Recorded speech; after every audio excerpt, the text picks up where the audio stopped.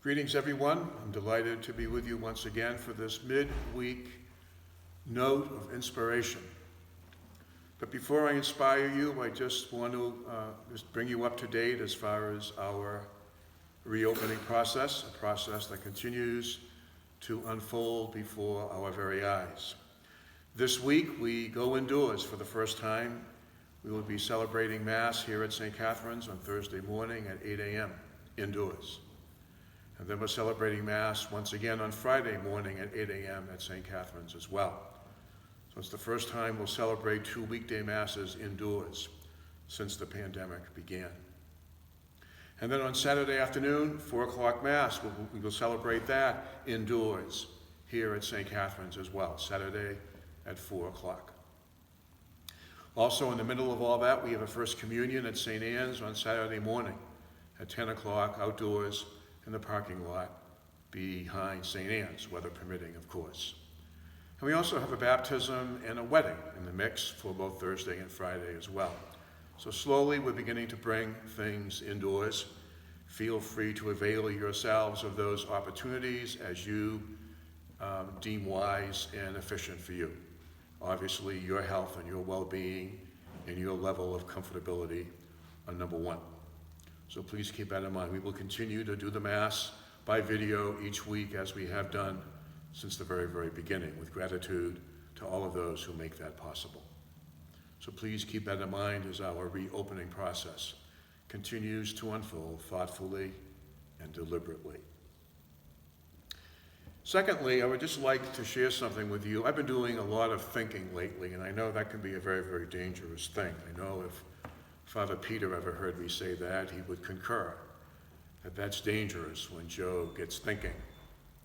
And I'm sure I'm no different from you. You've had a lot of extra time to just kind of mull over some realities in our lives and think about them and bring them to prayer before the Lord, asking the Lord to anoint our prayer and to really and truly make it count.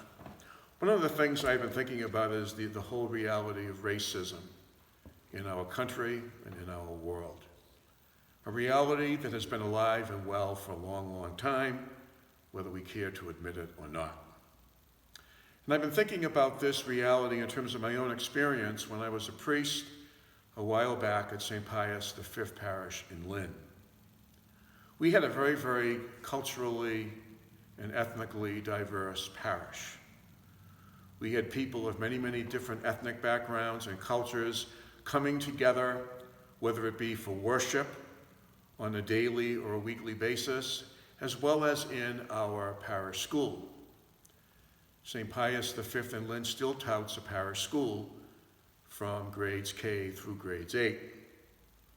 And in my day, it was from grades K through grade 8. And in the heyday of the school, we had well over 500 students. And the school was a real joy to me, and it still is. I absolutely grew to love the kids, and I loved the teachers and many of the families I met. And one of the things I used to absolutely love to see, I used to love to see people gathering for worship on Sunday, and they would come dressed in their native garb. Eventually, many of them became lectors and Eucharistic ministers. They became greeters, they became gift bearers, they became ushers.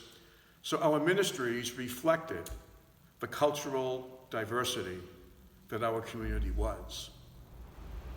In our school, as beautiful as it was far from perfect. You know how kids can be when you bring 500 plus kids together under one roof. It's not without its difficulties and tensions and disagreement at times. But one of the things I used to absolutely love to do, every so often I would go over and I would have lunch with the kids and hang out in the cafeteria. And I would stand out in the schoolyard and eventually get brought into some of the games that the kids were playing. And I noticed right from a very, very early time that it didn't make any difference to those kids who they were playing with, what their names were, how popular or unpopular they were, what neighborhoods they lived in. It didn't make any difference to them what the color of their skin was. Our kids from all different backgrounds could be seen playing arm in arm and hand in hand without any regard to the things that we as adults sometimes get a little nudgy and scutchy about. And they truly taught me a great lesson, that being colorblind is not necessarily a bad thing. So that's a gift that these young people have instilled in me that I will never forget. I have a little sticker on the front cover of a Bible that I've had since I was a student in the seminary. And I'm happy to admit it's a Bible whose cover is falling off and the whole thing is falling apart because of the use that it's had, thanks be to God.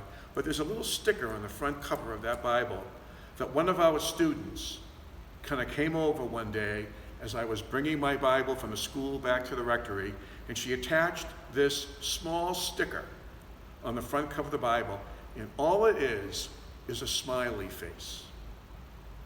And it truly reflected the look on the face of this beautiful little black girl.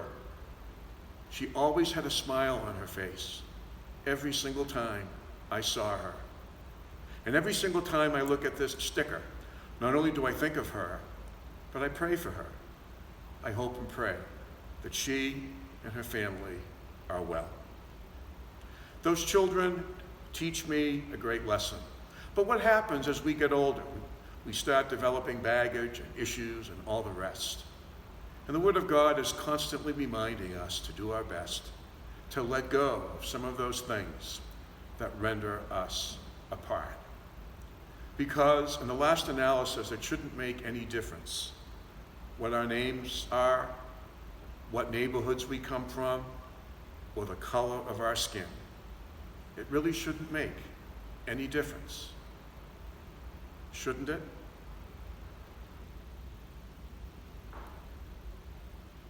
Thanks for listening.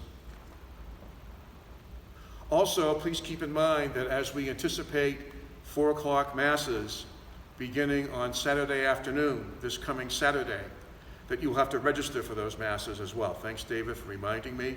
And that goes for this week and for the next couple of weekends here at St. Catherine's for the 4 o'clock Mass. You will have to register for those masses as we have been registering for the outdoor masses at St. Anne's to date. So please keep that in mind. Thanks for your understanding.